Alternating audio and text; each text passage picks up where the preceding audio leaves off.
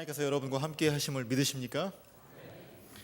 네, 여러분의 마음의 고백이 다 되었으면 좋겠습니다. 제가 한번 질문을 여러분께 드리겠습니다. 여러분은 무슨 소망을 가지고 사십니까? 참 어려운 질문이죠. 소박한 꿈들도 있고 큰 꿈들도 있습니다. 자녀가 좋은 대학에 가고 좋은 직장을 얻어 안정된 삶을 살았으면 좋겠다 하는 소망도 있고요. 유학생 같은 경우에는 이 유학 생활을 성공적으로 마치고 한국에 돌아가서 성공하고 싶다, 그런 소원도 있을 것입니다. 하루빨리 남의 가게 종업원의 신분을 벗어나서 이제는 내 사업체를 갖고 싶다 하는 소망을 갖고 계신 분도 있을 것이고요. 지금 하는 사업이 이제 번창해서 경제적 여유를 좀 가졌으면 좋겠다 하는 분도 있을 것입니다. 또 어떤 분들은 이제 사업이고 자녀 교육이고 너무 힘든데 빨리 이 짐을 벗어버리고 은퇴해서 이제 여행도 다니고 좀 편안하게 하고 싶은 일을 했으면 좋겠다 하는 소망을 갖고 계시는 분도 있을 것입니다.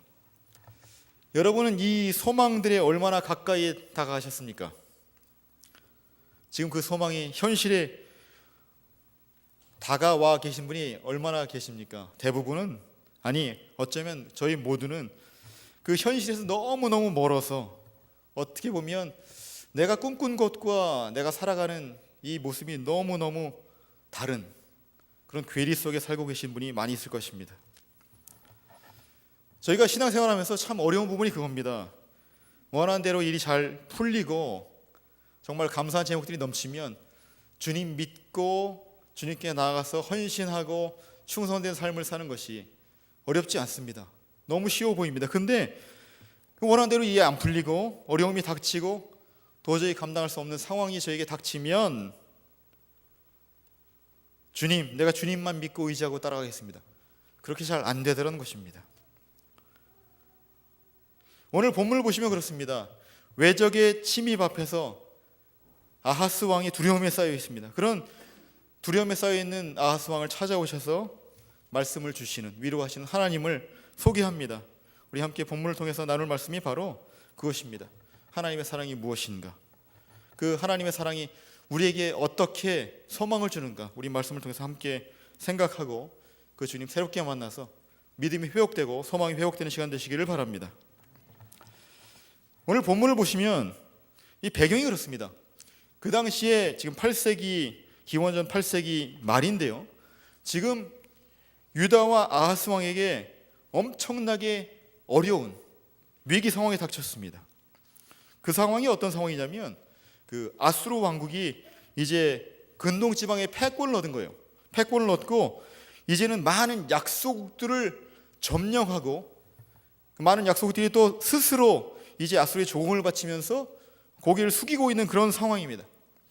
자, 그런데 유독 이스라엘과 아람, 바로 근접한 나라죠. 그 두 나라는 아수르의 저항을 하겠다고 마음을 먹은 거예요. 근데 둘만 저항하려니까 힘이 붙이는 거죠. 그래서 유다를 같이 모아서 우리 셋이서 함께 저항을 해보자고 한 거예요. 만약에 유다를 그 같은 편에 끌어들이지 못하면 이 이스라엘과 아람은 유다와 아수르에 둘러싸이는 거예요. 그렇죠? 그러니까 그 포위된 상황을 벗어나기 위해서는 반드시 유다를 자기 편으로 끌어들여야 됩니다.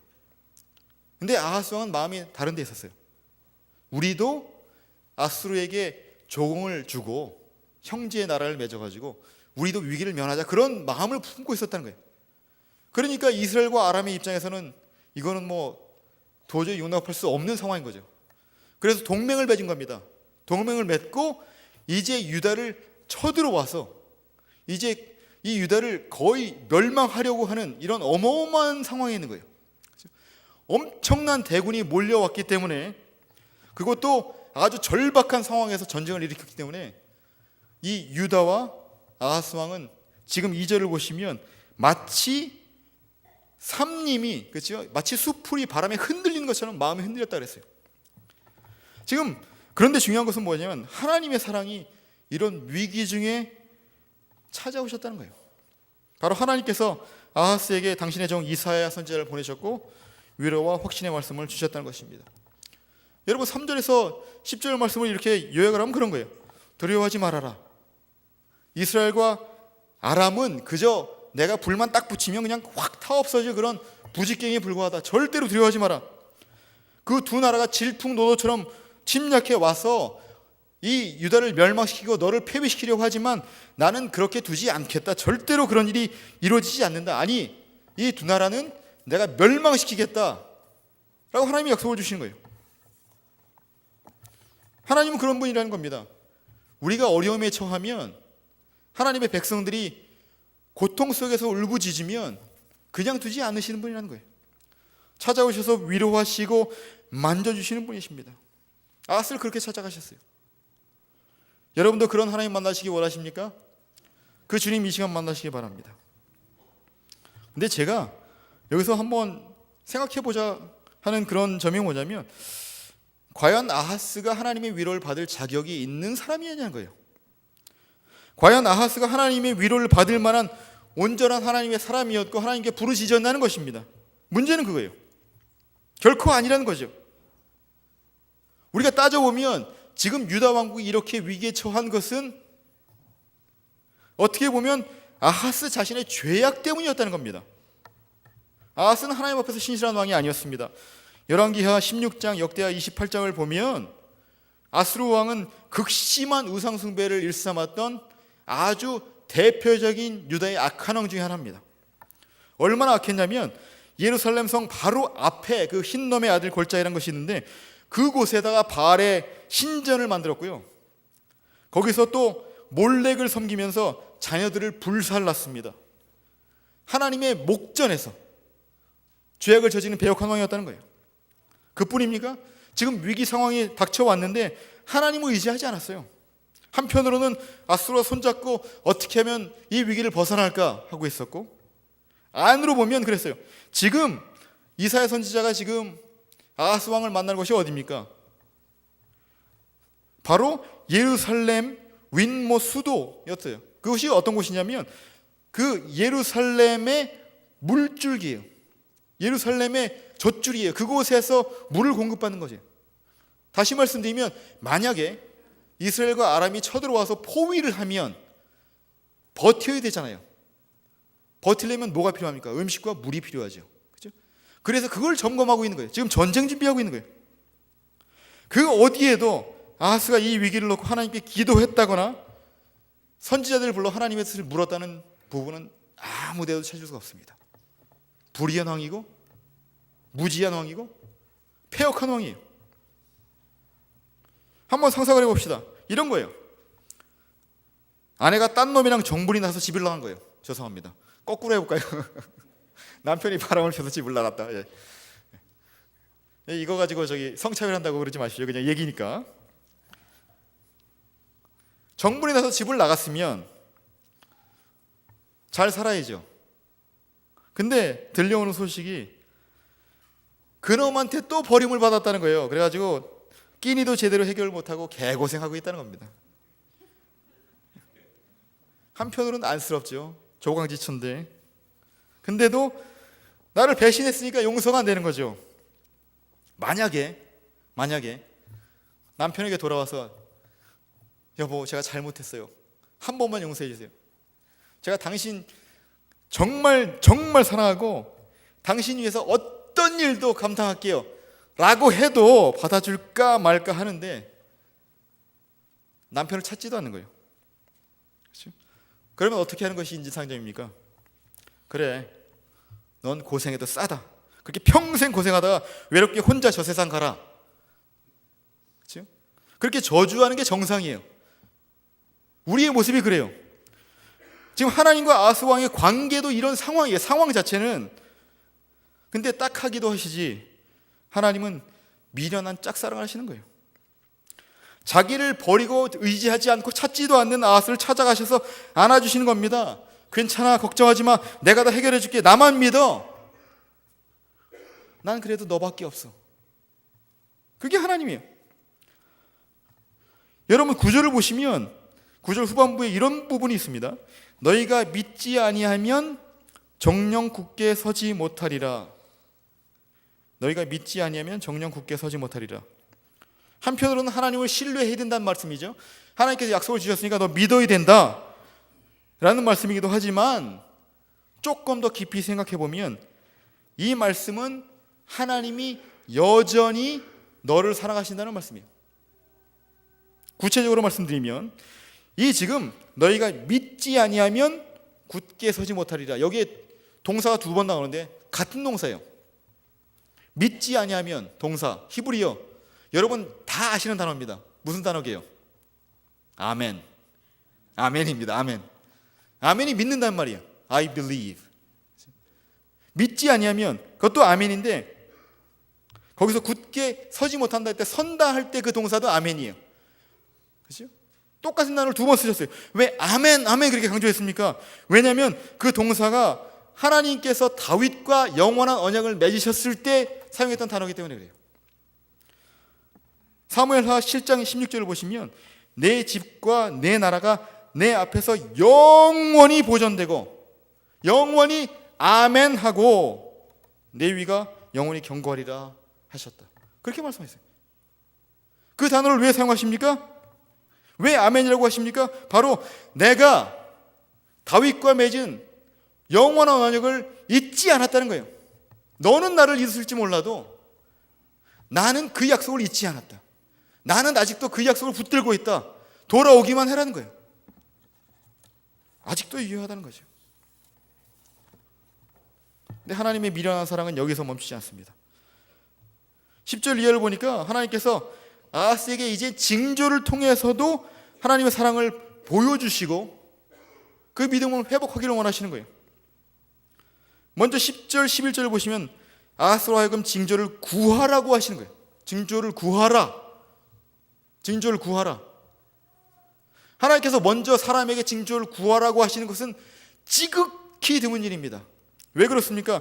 징조를 구한다는 것은 하나님을 시험한다는 의미예요. 아하스도 그러잖아요. 나는 구하지 않겠습니다. 하나님을 시험하지 않겠습니다. 하나님의 말씀이 주어졌는데, 약속이 주어졌는데 믿지 못하니까 내가 어떻게 알아요? 내가 어떻게 믿어요? 증거 보여주세요. 그거예요. 그게 징조를 구하는 거예요. 근데 하나님께서 내가 징조를 보여줄 테니까 구하기만 하라는 거예요. 나를 시험해봐라. 내 말을 그렇게 못 믿겠니? 내가 증거를 보여줄게.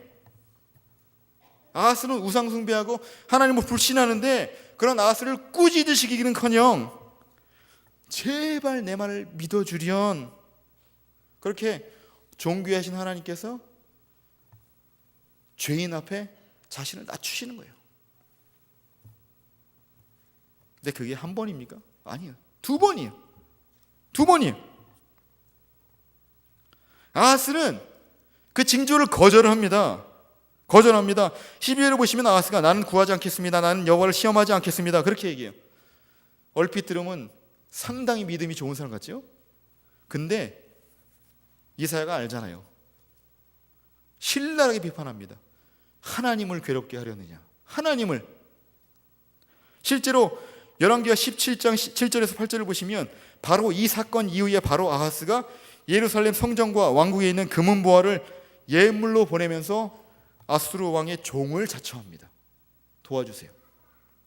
그 말은 무슨 말이냐면 하나님은 찾아가셔서 위로하시고 징조도 보여주시라고 하고 또 싫다 그러는 것도 막 보여주시려고 그러는데 이미 마음이 굳어져 있었다는 거예요.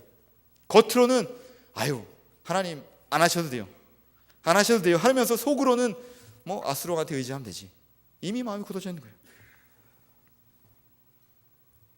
근데 하나님은 그 패역한 아수르 앞에서 자존심 다 팽개치시고 아니야 내가 그래도 증거를 보여줄게 하시는 거예요.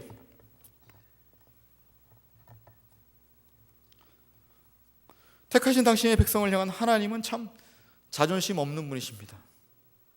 믿음이 없어도 여전히 사랑한다고 하시고 죄를 지어도 여전히 회복시키고 싶어 하시고 하나님께 등을 돌려도 다시 돌아오기만을 기다리시고 성경에 보니까 하나님이 이런 게 한두 번이 아니세요. 전과 몇 번이세요.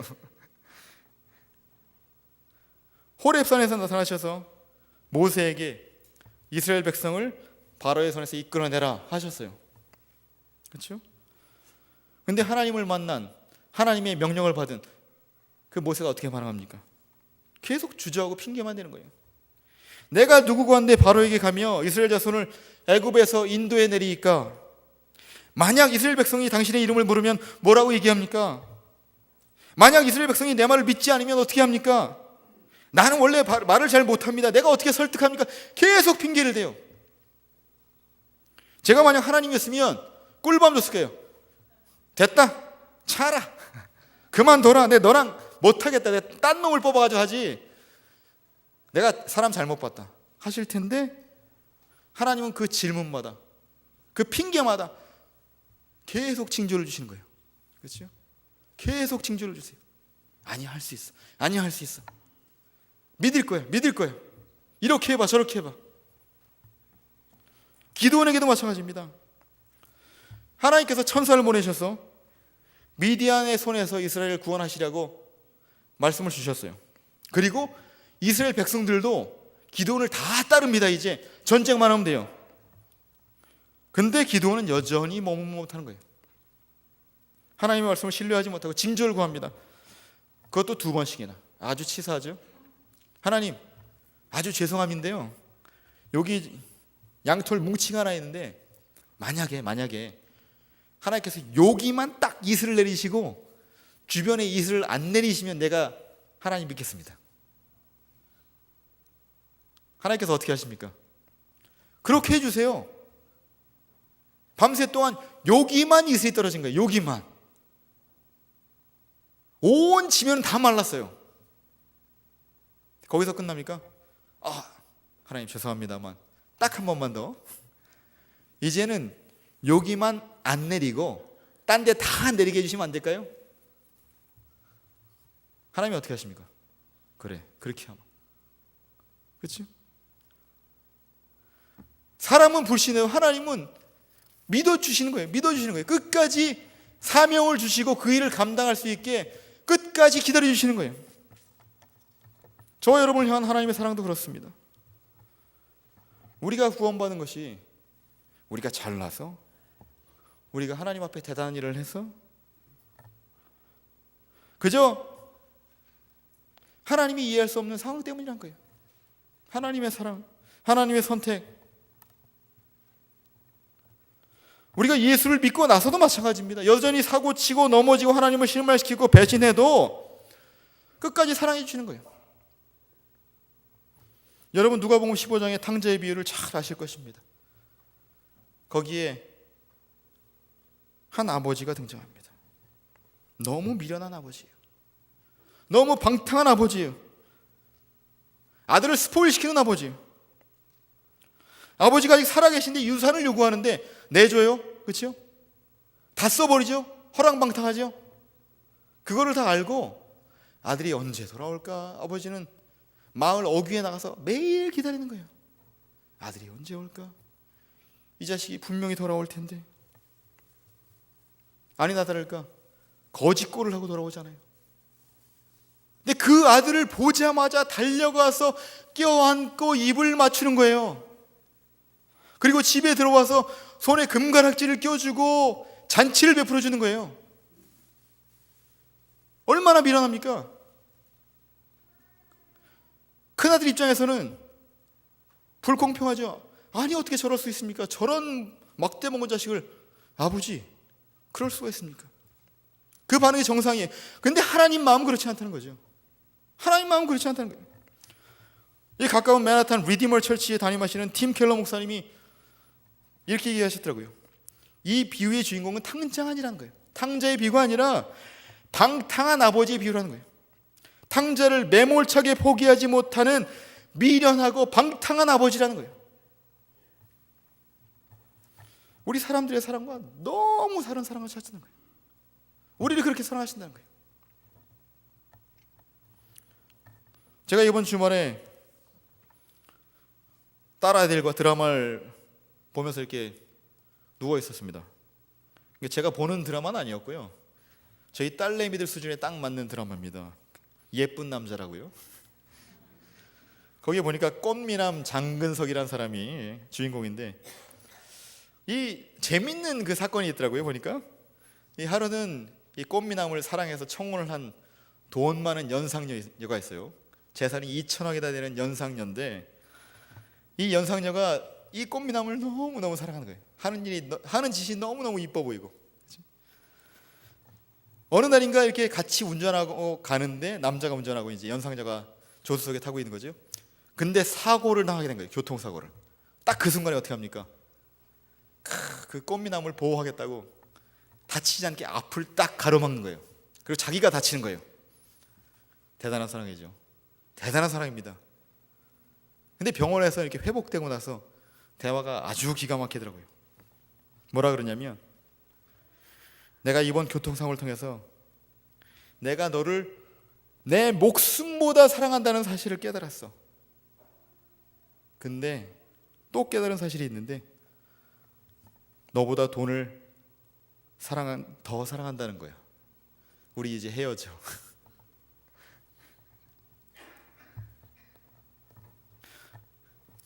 내 목숨보다 너를 더 사랑하는데 내 돈보다 너를 사랑하지는 않는다. 되게 아이러니컬하고 말도 안 되는 얘기 같은데, 되게 우스꽝스러운 얘기 같은데, 저와 여러분의 모습이라는 거예요. 그게 적나라한 사랑의 모습이에요. 한번 가슴에 손을 얹고 생각해 보세요. 결혼 안 하신 분들, 아무리 남자친구 아니면 여자친구를 사랑한다고 해도 그 남자친구 여자친구를 위해서 내 꿈을 포기할 수 있습니까? 다 내던질 수 있습니까? 다 포기할 수 있어요? 자, 결혼하신 분들, 내 남편을, 아내를 내가 그렇게 사랑한다고 하면서 내 감정이나 자존심보다 더 사랑합니까? 자신이 없어서 대답을 못 하시는 거예요? 아니면 찔려서 못 하시는 거예요? 자신이 있어서 그러시는 거예요? 그러지 못할 때가 많습니다. 그렇지? 아무리 사랑한다고 해도 결국 부부싸움이 어디서 납니까? 자존심이에요, 자존심. 그 알량한 자존심 건드리면 터지는 거예요. 아내를 사랑하는 마음, 남편을 사랑하는 마음이 사라지는 거예요. 우리 사랑은 이기적이고 제한적이고 계산적입니다. 근데 하나님 사랑은 그렇지 않다는 거예요. 하나님은 이타적이시고 무한적이시고 무제한적이시고 무조건적으로 우리를 사랑한다는 것입니다. 하나님께서 만약 따지시는 하나님이셨다면 저와 여러분이 이 자리에 있을 수 있을까요? 우리와 같은 배은망덕한 죄인들을 위해서 당신의 독생자 예수를 결코 내어주지 않으셨을 것입니다. 말도 안 되죠. 어떻게 하나님을 죄인을 위해서 내주십니까? 근데 하나님은 그러지 않으셨다는 거예요. 아무런 이유 없이 조건 없이 우리를 사랑으로 택하셨고, 그 추악한 죄인들을 위해서 예수를 이 땅에 보내셨고, 우리의 죄를 그에게 지우시고 십자가를 지게 하셨다는 거예요. 시편 기자는 이렇게 고백합니다. 여호와께 감사하라. 그는 선하시며 그 인자하심이 영원하미로다. 그 인자하심이 무슨 말입니까? 그 인자하심이란 말은 바로 당신이 택한 언약 백성을 향한 하나님의 그 변치 않는 사랑, 그 방탕한 사랑을 얘기합니다. 근데 그 사랑이 영원하다는 것입니다. 믿으십니까? 여러분, 이 감사의 계절에 하나님의 변치 않는 사랑에 소망을 두는 저와 여러분 되시기를 축원합니다. 오늘 다시 본문으로 돌아가면요, 하나님을 신뢰하지 않는 아하스에게 주신 그 징조가 무엇이냐면, 여러분 잘 아시는 임마누엘의 징조입니다. 임마누엘. 잘 아시는 구절이죠. 보라, 처녀가 잉태하여 아들을 낳을 것이요 그 이름을 임마누엘이라 하리라. 아기를 잉태한 마리아와 파혼을 생각했던 정원자 요셉에게 천사를 통해 주신 말씀입니다. 바로 마리아의 잉태가 결국은 이사야의 예언을 성취하는 사건이라는 그 말씀을 주신 것이죠. 물론 이사야의 말씀이 궁극적으로는 예수님의 탄생을 통해서 실현되었습니다. 근데 이 지금 역사적 상황 안에서 아하스의 왕에게 주는 특별한 의미가 있다는 것입니다. 자, 한번 14절에서 17절을 구체적으로 한번 쪼개서 한번 생각해 봅시다. 14절 보시면 처녀가 잉태해서 아들을 낳을 것인데, 그 처녀가 그 아들의 이름을 임마누엘이라고 지을 것이다. 그게 14절이고요. 15절, 임마누엘이라는 아이가 어린 시절 동안 엉긴 젖, 다시 말하면 버터와 꿀을 먹을 것이다. 다시 말하면 나라가 외적의 침묵으로 극심하게 황폐하게 되어서 농산물을 먹지 못하고 자연에서 난 음식물로 연명할 것이란 말입니다. 16절, 임마누엘이라는 아이가 성장하기 전에 이미 이스라엘과 아람은 멸망당할 것이다. 17절, 그리고 아수르가 이제 유다를 침략하게 되면 이전에 경험치 못했던 극심한 고통을 당할 것이다. 그게 임마누엘 징조입니다. 임마누엘 예언의 징조. 15절 16절은 아하스에게 주시는 위로와 약속의 확증입니다. 그렇죠? 이미 하나님께서 그를 찾아가서 위로하셨고 계획에 서지 못할 것이라고 하셨고 징조를 줄게, 네가 안 믿어도 그래도 줄게 주신 것이 뭐냐면 그거예요. 임마누엘인 아이가 이제 곧 태어날 것인데 그 아이가 어린 시절에 자라날 즈음에 이스라엘 아람 연합군의 침략으로 어려움을 당할 것이다. 하지만 결코 그들 뜻대로 너를 왕위에서 폐위시키거나 유다를 멸망시키지 못할 것이다. 그 얘기예요. 징조를 통해서 확신시켜 주시는 거예요. 임마누엘이 어릴 때 그렇죠? 버터와 꿀을 먹을 것이다. 극심한 황폐함을 겪을 것이다. 하지만 동시에 두 왕의 땅이 이스라엘과 아람이 멸망하게 될 것이다. 그 말씀이죠. 실제로 그렇습니다. 구약의 역사서를 보면 유다가 이스라엘 아람 연합군의 침략으로 엄청난 어려움을 당합니다. 아하스의 아들 국내 대신 종 대신이 죽었어요. 수십만의 병사가 몰살당했습니다. 20만에 이르는 아녀자들과 아이들이 끌려갔어요. 대단한 전쟁입니다. 온 나라가 황폐해졌어요. 그럼에도 불구하고 예루살렘은 함락하지 못했습니다. 오히려 그 전쟁이 지난 지 3년 만에 북이스라엘은 아수르의 침략으로 영토의 대부분을 상실했습니다. 또 1년 후에 731년에 아람은 완전히 멸망해버렸고 10년이 지나서 722년에 수도 사마리아가 함락하면서 북이스라엘 왕국은 역사에서 사라졌습니다. 하나님의 말씀이, 하나님의 예언이, 계획이 그대로 실현되는 겁니다. 그런데 또 주목할 말씀이 14절이에요. 즉 한 여인이 아들을 낳아서 그의 이름을 임마누엘이라고 지을 것이란 말씀입니다. 잘 생각해 보세요. 이 임마누엘이라는 아이가 태어나고 자라날 그 당시의 상황, 행복한 상황입니까? 부유합니까? 평화롭습니까? 그렇지 않아요. 나라가 쑥대밭이 됐어요. 피폐합니다. 먹을 것도 없고 이제는 황폐해서 살아가기가 힘들어요. 그런데 그 상황 가운데 이름 모을 한 여인이 아들을 낳아서 이름을 뭐라고 짓습니까? 임마누엘. 무슨 뜻입니까? 하나님이 우리와 함께 계십니다. 상황은 결코 녹록하지 않은데 그 상황 가운데 하나님은 우리와 함께 계십니다라고 여인이 믿음의 고백을 드리는 거예요. 아들의 이름을 짓는 걸 통해서. 여러분께 임마누엘 고백이 있습니까? 여러분의 삶에 고난이 닥치고 당장 여러분의 삶의 문제가 해결되지 않아도 사방이 우겨싸움을 당해도 여전히 하나님은 나와 함께 계십니다. 고백이 나오십니까? 그런 고백이 있기를 소원합니다. 만사형통이요, 잘 되는 게 만사형통이 아닙니다. 요셉의 삶이 그렇습니다. 고난의 연속이에요. 형제들에게 미움을 받아서 애굽의 노예로 팔려갔어요. 주인의 오해를 샀어요. 감옥에 들어갔어요. 그런데 순간순간마다 무슨 말씀이 기록되어 있습니까? 여호와가 그와 함께 하시니 그가 형통하였더라. 믿으십니까? 여러분, 오늘 12월 1일입니다. 이제 2013년 마무리돼가는 시간입니다. 한 해 시작하면서 품었던 우리 계획들, 소망들을 돌아보면 안타깝고 때로는 절망스러울 그런 마음이 들 때도 있습니다. 내년에 과연 소망이 있을까? 내 자신의 모습을 돌아보아도 그렇습니다. 주님을 향한 믿음이 아직 턱없이 부족하고 형제 자매를 향한 사랑도 아직 못나게 그지없고 우리 부부 관계도 아직도 삐걱거리고 집의 자녀들도 내 맘 같지 않고 사업은 전혀 호전될 기미가 안 보이고 벌써 유학 온 지 많은 시간이 흐른 것 같은데 아직도 제자리 걸음하는 것 같고 그럼에도 우리에게 소망이 있는 것은 우리에게 방탕한 사랑을 베푸시는 하나님께서 우리를 포기하지 않으시기 때문입니다. 우리가 흔들리고 우리가 위기에 닥쳐도 넘어지지 않는 것은 우리를 고와 같이 버려두지 아니하시고 성령으로 우리 안에 계시는 예수께서 우리 삶을 이끄시기 때문입니다. 오헨리의 단편소설 마지막 잎새, 그 소설에 한 화가 지망생 처녀가 등장합니다. 그 처녀는 폐렴으로 죽어가고 있습니다. 그가 바라볼 수 있는 것은 창문 밖에 담쟁이 넝쿨 그 이파리밖에 없습니다. 가을이 깊어가면서 이파리가 하나 떨어집니다. 그리고 이 처녀는 생각합니다. 이제 저 이파리가 다 떨어지면 나도 이 세상을 마감하겠구나.